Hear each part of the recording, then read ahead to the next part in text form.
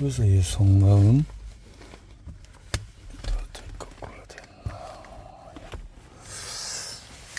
수술 중에 베토벤의 운명교향곡이라니.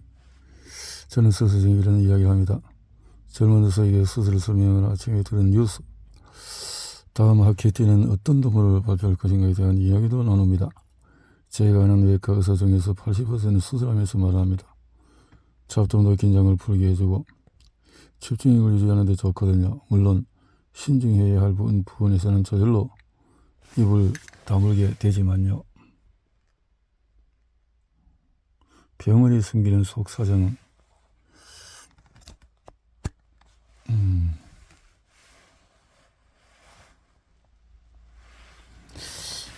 대기 시간만 3시간, 병원은 블랙홀. 지금부터 병원에 관해서 병원에서 일하는 사람들의 관점을 이야기하겠습니다. 여러분 중에는 병원이라 하면 좋지 않은 이미지를 떠올리는 사람들도 계시겠죠.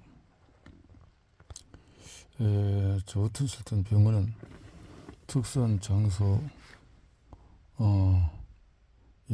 우리 병원에 와주십시오 하고 애써 홍보하는 부서가 따로, 또 북새통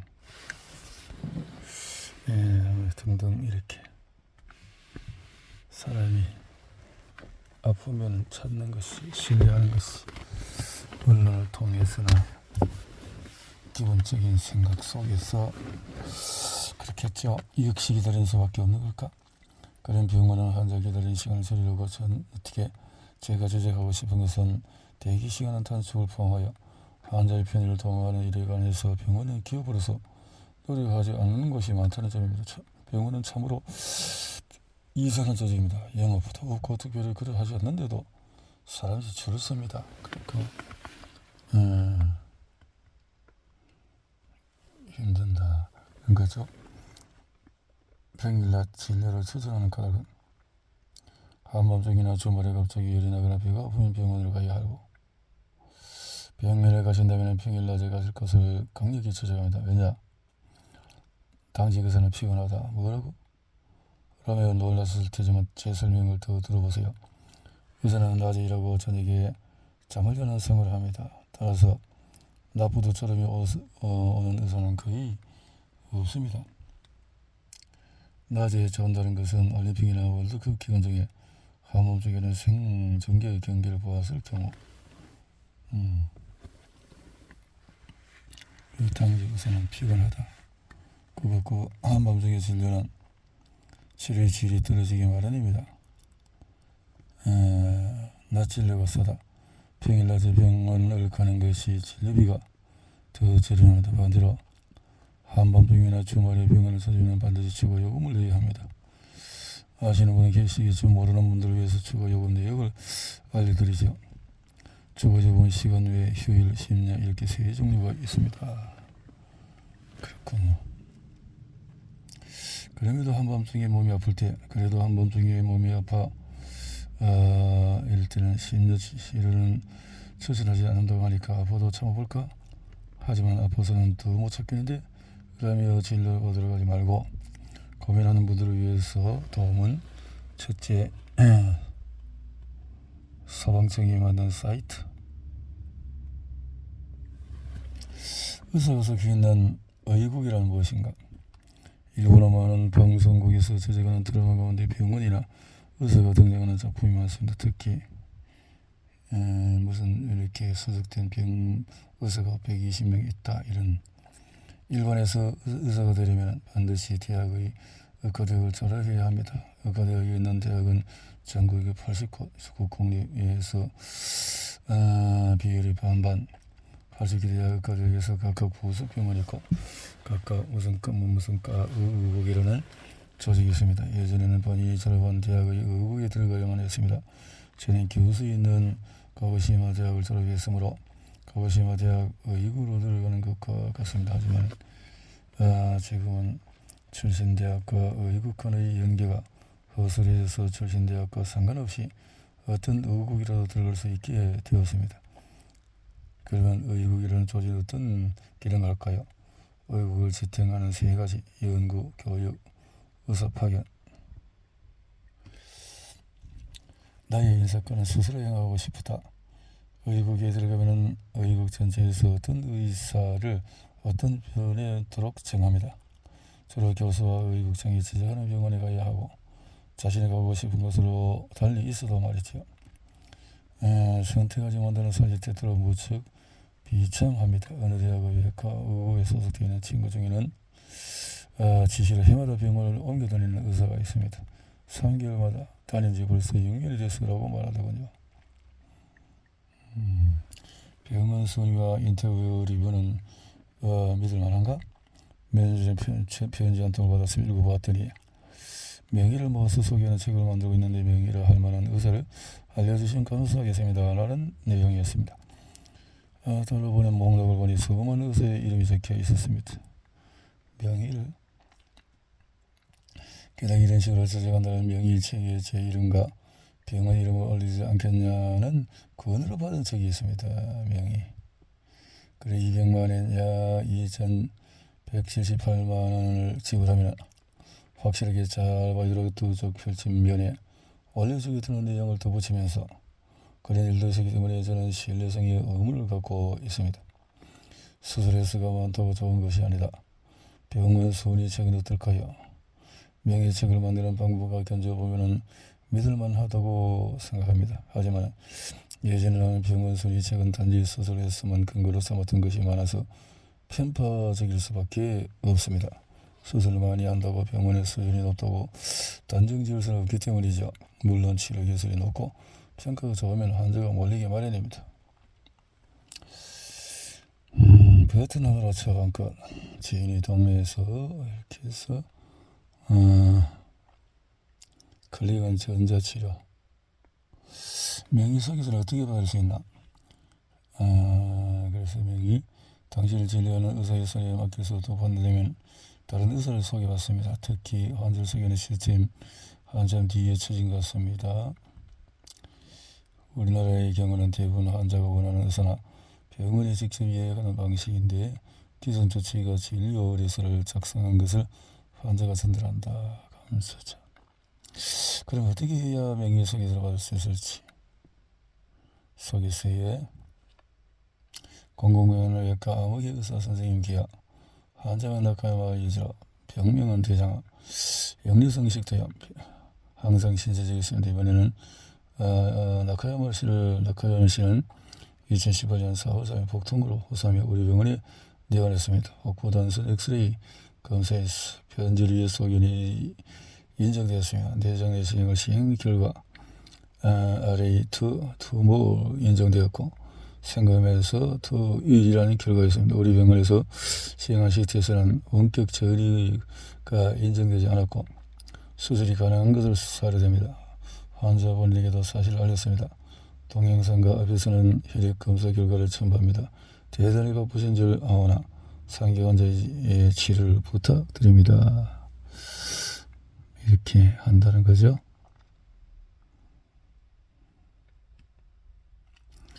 아르바이트에서 수입 자동차를 사는 의사. 별로 알려져 있을만한 대학병원의 급여가 일반 병원에 견적서 반의 이하인 곳이 많습니다.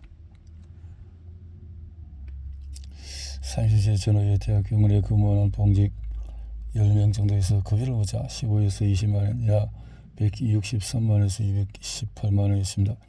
근무하는 방식에 따라 다르지만 일반 병원이라면 그 정도 나이에는 50에서 80만원, 500에서 800만원 가량 받습니다.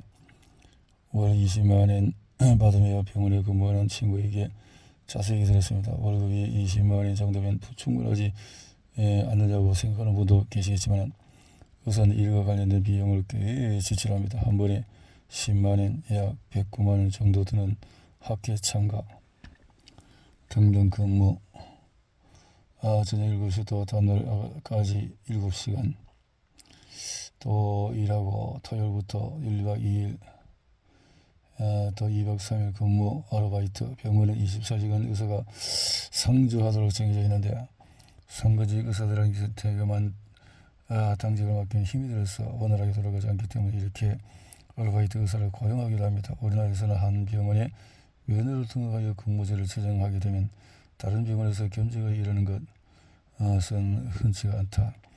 게다가 의사 수급의 균형이 깨서 큰 병원에만 의사가 많고 실제로 의사가 부족한 병원이 꽤 많습니다. 부지런히 투잡을 뛴 끝에 수입 자동차를 사트는 의사도 있습니다. 그 대신에 자기 집에서 자는 건 한 달에 두세 번밖에 없다고 합니다. 고객 만족을 위한 약은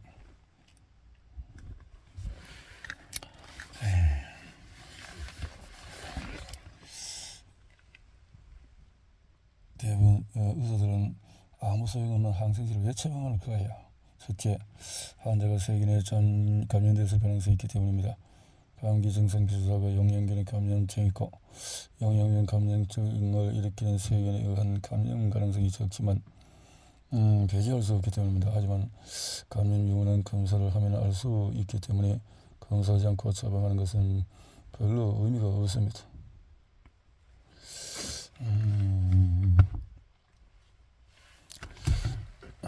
환자를 충격에 빠뜨린 한마디. 그런 보호자가 없는 환자한테는 어떻게 전달할까요?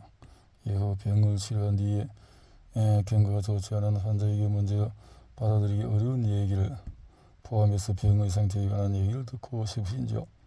아니면 듣고 싶지 않은지요? 라고 먼저 묻습니다. 대답은 환자에게 마다 매우 다릅니다. 아주 정확하고 상세하게 들려주세요 라고 하는 환자부터 무슨 얘기는 듣고 싶지 않아요 라고 하기도 한다는 거죠.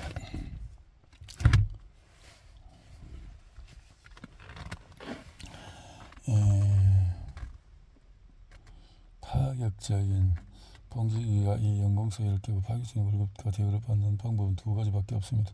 해외에 나가서 놀라운 실적을 쌓고 돌아온다. 일본에서 탁월한 실력으로 발군의 결과를 낸다. 실력 그렇군요. 연수위는 정말로 가능한가?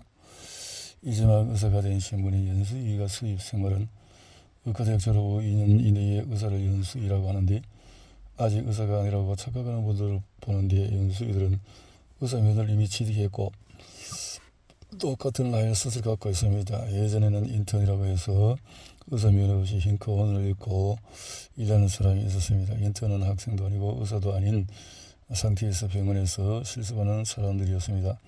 인턴 제도를 이렇게 덕분에 2004년 연수위 제도화가 됐다 라는 거네요. 의사의 태도는 왜 항상 차가울까? 책을 내기를 결정한 출판사 편집에 던진 질문, 저는 명치를 걷어차인 듯한 느낌을 들었습니다. 차갑다고요? 언제나 정정하게 응대했다는데 말이죠. 그렇게 생각하면서 한밤중에 혼자 병원 책상 앞에 앉아 그렇게 생각해봤습니다. 그러자 환자가 차갑다고 여길 만한 말을 하는 모습, 태도가 하나 둘 떠오르기 시작했습니다. 차갑다, 태도가 차갑다. 그렇지, 한마디에서 다 따뜻하지 않으니까 힘드니까 그렇겠나요? 주제에서 먹지 못한 연수 시절. 그래서 참 돈이 부족한데 연수에게는 아르바이트 금지령 때문에 연수입은 360만원 약 전도되었다고 합니다. 고액을 받는 연수위도 있다. 한 달에 20만원이나 되는 돈을 쓸 수 있는데 뭐가 그렇게 쏟아지냐고 하실지 모르겠네요. 한 가지는 컴퓨터나 프린터를 구입하는 경우입니다. 바쁜 의사와 효과적으로 대화하는 요령. 최근에는 의사의 과다한 업무를 줄이기 위해서 입력 대행 시스템이 도입되었습니다. 우리나라는 공식적으로 도입되지 않았고 전공이나 일부 전문 간호사가 전산 입력을 보조하는 경우가 있다. 의사 대신에 상황을 보는 사람이 컴퓨터 입력 작업을 함으로써 의사는 환자와 커뮤니케이션하는 데 집중하도록 도와주는 시스템입니다. 상태를 지켜보자는 말에 담긴 의사의 속마음. 병명을 모르면 불안해요. 의사가 왜 확실하게 말해주지 않죠? 편집자한테 물으면 무척 하겠습니다. 병명을 모르면 불안하다고요? 저희는 이제 완전히 의사의 뇌가 되어서 환자의 기분을 헤아려 드리지 못하게 된 걸까요?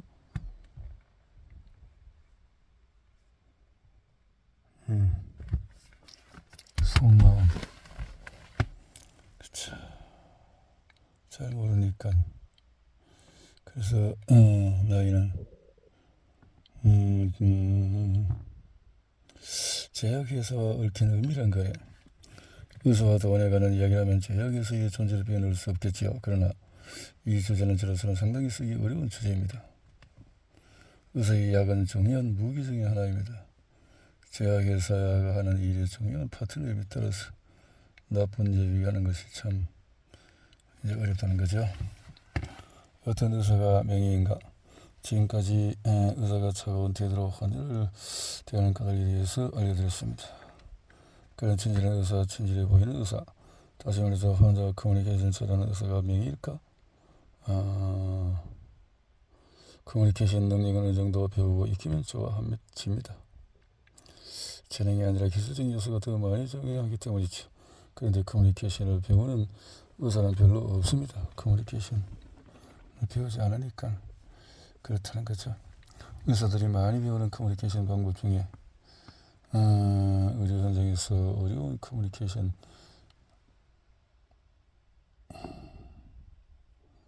공공위생이 아주 당연한 일입니다. 간호사들이 쉴 사이 없이 일을 하고 또 옷을 베리 또 뛰어가고 또 막 이렇게 하니까 바쁜 중에서 그럴 수 있다는 거죠.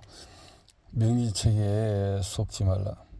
솔직히는 명의라는 말을 좋아하지 않습니다. 그런데 명의는 어떤 뜻을 뜻할까요? 명의책에 올리는 거.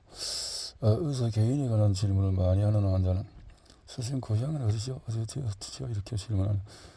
평일에는 일을 하기 때문에 주말밖에 시간이 안 돼요. 의사에게 뇌물을 주는 환자도 있다고? 의사의 속마음. 젊은 나카야마 유지로 고등학교 졸업 후에 산스코트의 거쿠시마과 대학에 졸업 후에 도쿄 도리코마 병을 연수했으며 같은 병원 외과 의사 10년 동안 근무하고 또 이렇게 근무를 옮기면서 하고 있다는 거죠. 커뮤니케이션. 자, 좋은 지원이 되기를 원하는 마음이 있습니다. 이 책에는 의사는 여러 고민해봤을 것을 객관적으로 쓰여 있습니다. 나카야마 선생님 그야말로 올바른 사람입니다. 그런 글을 볼 때마다 저 역시 올바른 사람이 되어야 되게 생각하게 됩니다. 충주의료원 외과 가장 조봉이 기대합니다. 올바른 의사다 라고 추천했네요. 감기니가 시큰둥한 의사의 말. 오늘 어디가 불편해서 오셨나요? 며칠 전부터 목이 아프더니 오늘 또 열이 나고 그렇군요. 시큰둥한 말들이 왜 생기냐. 바쁜 중에서 간호사와 결혼하는 의사가 많은 까닭은 지금까지 진지한 얘기했는데 잠시 쉬어나가는 시간을 가져볼까요? 이번에는 의사의 연애와 결혼에 관한 이야기를 하겠습니다. 단순한 이유는 사내의 연애가 결혼으로 이어지기 때문입니다. 일반적으로 의사들은 바쁘고 다른 업계의 사람을 만날 기회가 없다 보니 이성을 만날 수 있는 곳에는 일터가 전부인 경우가 많습니다. 따라서 같은 일터에 있는 여성과 자연스레 사귀게 됩니다. 대부분 간호사입니다. 간호사의 90%는 여성이고 의사 중에서도 윤성이는 간호사로부터 보고를 받고 간호사에게 지시를 내리는 것이 일상입니다. 얼굴 대하는 시간이 길어지면 연애로 발전하고 결혼에 이른 것은 아주 자연스러운 일이지요. 다른 이유는 의사의 특수한 업무 형태를 이해해 저 유일한 직업이 간호사이기 때문입니다. 다른 직업도 비슷하겠지만 의사의 업무 스타일은 그 업계에 속한 사람이 아니고서는 이해하기 어렵습니다. 예를 들어서 한 달에 10번 정도 당직 근무를 하고 거의 병원에서 살다시피 합니다. 가끔 집에 들어가도 쌓인 피로를 푸느라 그저 잠만 잡니다. 온전하게 하루를 쉴 수 있는 날은 한 달에 한 번 될까 말까. 여의사의 미혼혈은 여자 의사의 경우를 살펴볼까요? 여자 의사들은 남자 의사의 동료로서 함께 일합니다. 그래서 간호사담으로 여자 의사와 결혼하는 경우가 많습니다. 의사들의 결혼은 다음 두 가지 패턴이 많습니다. 의과 대학에 다닐 때부터 사귀기 시작해서 졸업 후 결혼하는 경우와 의사가 된 후에 같은 과에 선후배로 만나서 결혼하는 경우입니다. 그런데 제 주변에는 이 두 유형이 별로 없습니다. 특히 외과에서 여자 의사를 찾아보기란 하늘의 별 따기와 같거든요. 의사에 그래서 여담으로 하는 거지만 여자 의사의 생애 미혼이 높다. 50대 전반의 미혼율은 평균으로 산출한 것이 남자 의사의 생애 미혼율은 20.8%. 근데 여자는 높은데 여자 의사의 생애 미혼율은 눈에 띄게 높습니다. 결혼을 하지 않은 여의사가 많은 이유는 바쁘다 보니까 또 전문성, 본인보다 연봉을 많이 받는 배우자, 또 남자가 또 그 한편 의료계 관계자 아닌 사람이 결혼하는 남자 의사도 비록 객관적으로 파악할 데이터는 아니지만은 그렇다는 거고, 의사는 닥터콜에 손들고 싶지 않다. 닥터콜, 비행기 안에서 들려오는 닥터콜이라고 불리는 아나운스 한 번쯤 들어보시지 않으셨나요? 비행기에서 닥터콜을 듣고 응답한 적이 2번 있습니다. 승객 가운데 의사분 계십니까? 이렇게 승무원이 고급 성계를 들고 왔습니다. 그 승객은 의식이 분명하지 않고 혈압을 측량이 60, 30으로 상당히 떨어졌습니다. 이거 좀 난감한데 생각이 전에 급히 전선을 진찰, 그리고 청진기를 가슴이 가득 비행기 엔진 소리밖에 들리지 않았습니다. 좋은 청진기 아니어서 상황이 조용해도 제대로 들리지 않더군요. 승무원이 건네준 고급 성계에서 급하게 찾아낸 바늘을 그분 어깨에 찔렀습니다. 그리고는 생리식염 속에서 있는 수액을 조사하면서 지켜봤습니다. 그때 저는 외국계 항공사 비행기를 타고 있었는데요. 천천히 혈압이 오르고 있는 그분을 지켜보고 있으니 외국인 승무원이 와서 만약 긴급 착륙이 필요하면 2시간 후에 러시아 공항에 체결했는데 어떻게 했으면 좋겠습니까? 뭐 이런 회식비로 사용하는 병원도 있다. 환자한테 돈을 받는 것에 대해서 의사는 어떻게 생각할까요? 저는 몇몇 의사와 함께 이 주제에 관해서 깊이 있게 이야기를 나눈 적이 있습니다. 이거 받으면 되지라고 그렇게 말하기도 하고, 사리경에서 중요한 부분이 차지한다고 밝히는 의사도 있고, 받는 금액이 수만 원부터 또 다양하다. VIP도 있고, 그러니까 구기진 가운을 걸친 의사, 보보다는 핑계로도 그렇고 구기진 가옷을 입고 진료하는 의사가 있습니다. 저는 스리니 가정적인 젊은 의사가 그런 촬영하고 있으면 반드시 주의를 줍니다. 환자는 일상일대의 중요한 승부 같은 수술을 하러 병원에 왔습니다. 목숨이 달린 건데, 그러니까 사람의 생명은 평등하지가 않다. 어느 단계에서 치료를 포기할 것인가? 삶과 죽음을 거의 매일 보듯이 비하는 의사, 생명에 관해서 어떻게 생각하는지 말하겠습니다. 그리고 삶과 죽음, 그래서 이제 몇 살까지 치료를 받을 것인가 하는 문제입니다. 이 문제에 몇 살까지 나이가 많이 들었듯이 보면 포기할 수 있겠네. 간호사와 젊은 의사에게 고압적인 의사, 의사는 사람들로부터 감사를 받는 직업입니다. 하루 중에 수개 인사하는 일이 많고, 의사와 간호사의 관계는 기본적으로 의사를 지시를 받으면 간호사는 그에 따라 움직이는 관계입니다. 지시.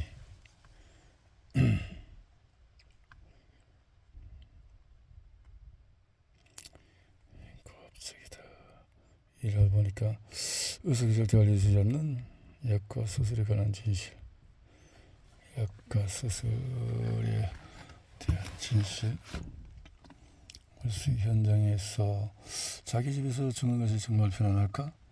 갑작스런 질문이지만 당신은 장소에 대해서는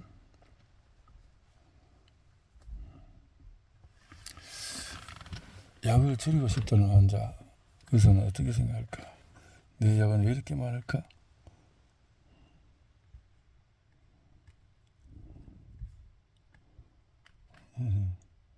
약을 줄이면 손실이 되나요?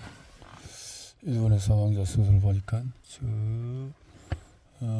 데이터로 해서 병원 진료소가 높고 자기 집에서 일본은 어디서 죽나? 거의 다 병원에서 죽네요. 안락사를 선택해야 적절할 때는 생각해 봤습니까? 적극적 안락사, 환자의 생명을 끊기 위해서 약물 조사 등을 하는 것이고, 소극적으로는 환자의 생명을 마치도록 하기 위해서 진료 등을 하지 않거나 그렇게 하는 것이다 라는 거죠. 감액을 회피하기 위한 대응은 지금과 어떻게 하면 되겠나. 약을 치료가 전에 어떻게 할까. 그런 필요한 만큼 처방. 정말로 해열제를 먹으면 회복이 더디다는 말은 사실일까? 염증을 가르치지 않는 뜻은 뭔가?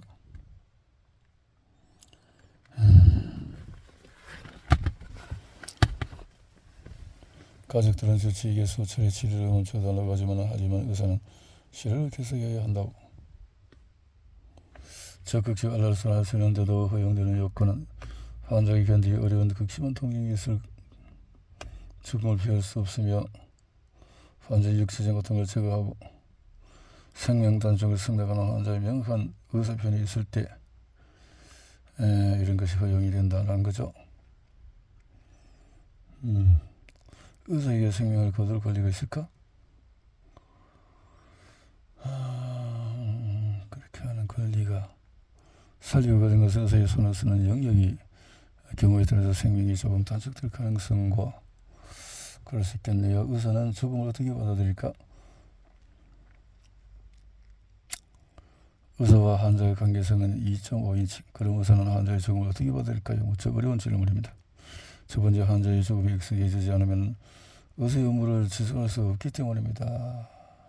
지켜보고 의사가 죽음에 익숙해져 있는 또 하나의 이유는 그렇지 않으면 치료하기 어렵기 때문입니다. 의사에게 환자는 가족이 아닙니다. 가족이 아니다. 자, 당신의 생명값은 얼마인가? 생명값 이 단어를 듣고 생명값으로 매길 수 있나? 그러나 경제는 안정되지 않고 이미 초고령 사회에 있기 때문에 지금 실제로 대장암이 걸렸습니다. 수술은 물론이고. 그렇다면은 가치가 떨어진다는 거겠죠. 록소닌 진통제의 부작용, 록소닌이 진행 위험성에 대해서 알려드리겠습니다. 생리통과 두통이 심하다며 록소닌 DSR을 먹는 사람이 있는데요. 의사의 정보 없이 환자가 자의적으로 판단하여 지나치게 약을 많이 먹는 것은 매우 위험합니다. 록소닌의 부작용으로 위가성거나 위궤양이 생겨서 병원으로 오는 사람이 많습니다. 록소닌의 약국이나 인터넷 쇼핑몰에서 구입할 수 있지만 기본적으로 의사에게 처방을 받는 것이 안전합니다. 사전 동의의 이상과 현실. 저는 거의 매일 사전 동의를 합니다. 수술에 대해서 설명하고 동의서의 사인을 받고 수술하는 사이클로 일을 하죠. 그 과정에서 항상 제 머릿속을 떠나지 않는 고민거리는 환자에게 얼마나 쉽게 설명할 수 있을까입니다. 쉽게 설명할 수 어렵다는 거죠. 연명이 최우선이었던 의료의 정말 이제 그런 의료가 연명이 최우선이었는데 상황에 따라서 앞으로 어떤 약과 치료가 도구가 대상일지는 알 수가 없습니다. 사람이 죽을 확률은 100%. 그렇지, 누구나 다 죽는 것이니까. 우려 소송을 피하기 위한 것이 아니라 앞서 저는 사전 동의에 관한 벌문을 갖고 있다고 밝혔습니다. 한 가지 얼마나 설명하는 시간이 턱없이 부족하다는 점이고, 외과 의사는 주로 처치와 수술을 하는 데 많은 시간을 들이기 때문에 환자에게 설명하는 시간을 내기가 좀처럼 쉽지 않습니다. 말을 빨리 하면 어떨까? 그러면 나이 드는 환자는 알아듣지 못하겠지요. 같은 수술을 하는 환자들을 모아놓고 암 선고를 받았을 때 의사에게 꼭 물어봐야 할 세 가지. 해당 암 치료의 전문가인가? 마흔에서 전문적으로 담당하는 영역이 있는데, 그렇지. 생명은 통제할 수 없다. 암뿐만 아닙니다. 이 세상에서 막을 방법이 없는 병, 우연불명으로 갑자기 발생하는 병이 적지 않습니다. 신경계 난치병인가 근위추 등등에서 조현병, 죽음에 이유 없으며 납득은 불가하다. 환자에게 당신은 암에 걸렸습니다라는 말을 해야만 하는 때가 있습니다. 그럴 때 많은 환자가 이렇게 반응합니다. 갑자기 암이란 자 왜죠? 저 건강했는데요. 내가 암에 걸리지? 납득이 안 된다는 거죠. 납득. 내가 배움은 젊은이다. 저를 찾아오는 환자 중에서 젊은이도 있습니다. 젊은 사람은 암은 진행이 빠르다는 말을 자주 합니다만 정확하지는 않습니다. 아무 종류에 따라 다르지만 젊은 사람은 암의 진행 상태가 발견되는 경우가 많기 때문에 진행이 빨라 보이는 일이 많습니다만 그래요. 1번 암 선고 후 스트레스 조사. 일반인 적응장애 우울증. 일반인 반응이 엄청납니다. 선고 재발 스트레스.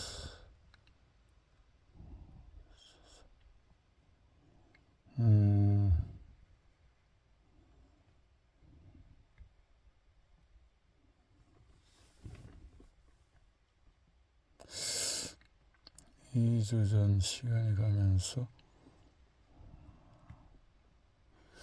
진행암이지만 증상이 없는 사람, 지금과 변함없이 생활하십시오. 다만 암 때문에 변이를 생겨 영양이 부족해질 수 있습니다. 무리한 행동을 하십시오.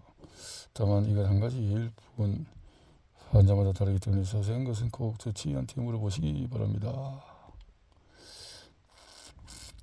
보건대치예법에 관해 의사는 얼마나 알고 있나?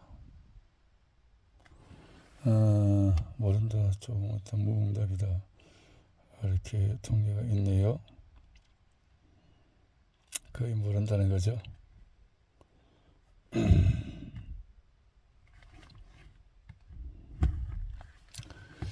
거의 대치예법에 대해서 공부가 안 되면 어렵겠죠. 나는 어떻게 죽고 싶은가? 간암이나 간 사고서라 즉사? 수많은 환자의 죽음을 지켜본 저는 어떻게 죽고 싶을까요? 희망한다고 이루어지리라고는 얘기하지 않지만 곰곰이 생각해 봤습니다. 지금 어떻게 살 것인가? 죽음에 대해서 파고들다 보면 죽음은 통제할 수가 없습니다. 죽음은 의사가 어떻게 할 수 있는 것이 아닙니다. 통제 불가능한 것이 죽음이다. 자, 모든 의사에게 전하고 싶은 말은 암 환자의 진료를 담당하는 모든 의사에게 전하고 싶은 메시지가 꼭 환자에게 혹시 영양제 같은 거 먹고 있나요? 라고 질문하시기 바랍니다. 대체 우리에게는 뜻보고 부작용에 숨어있는 경우가 있으니까요. 전진할 때 물어보는 것이 가장 좋습니다. 재발하거나 병세가 악화됐을 때도 반복하여 물어보시기 바랍니다.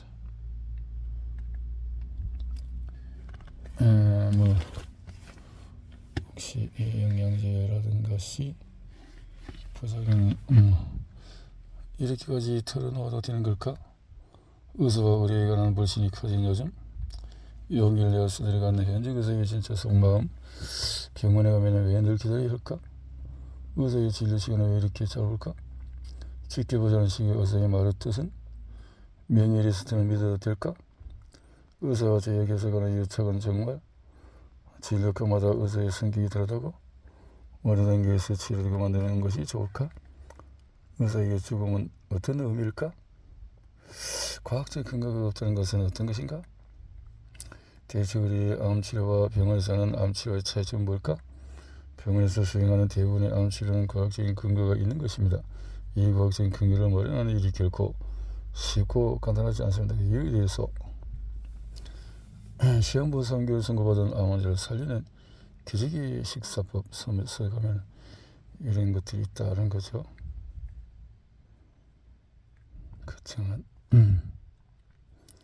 환자에게 암 수술은 인생에 한 번 있을까 말까 하는 중대한 승부라 해도 과언이 할 것입니다. 그럼에도 의사는 수술 앞두고 어떤 생각을 할까요? 환자와 함께 병을 대하고 또 저로인 의사가 어떤 기분으로 수술에 임할지 조금이나마 아는 것이 환자에게도 유리하리라 생각합니다. 몇 번씩 그림을 그리며